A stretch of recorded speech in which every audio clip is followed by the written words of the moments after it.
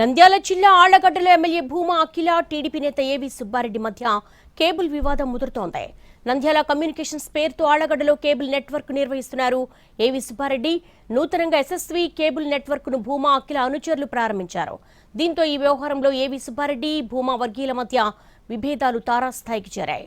తమ కేబుల్ వైర్లను తొలగించి ఎస్ఎస్వి వైర్లు ఏర్పాటు చేస్తున్నారని ఏవి సుబ్బారెడ్డి, భూమా అఖిల ప్రియపై తీవ్రస్థాయిలో ఫైర్ అయ్యారు.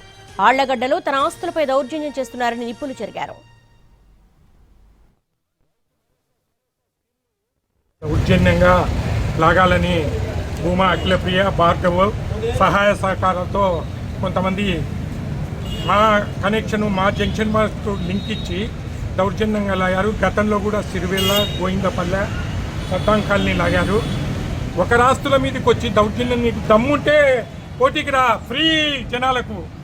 నేను 270 రూపాయలు పెట్టాను, 200 రూపాయలకి ప్రజాప్రతినిధి అయితే దౌర్జన్యంగా ఒక రాస్తుల మీద అయింది.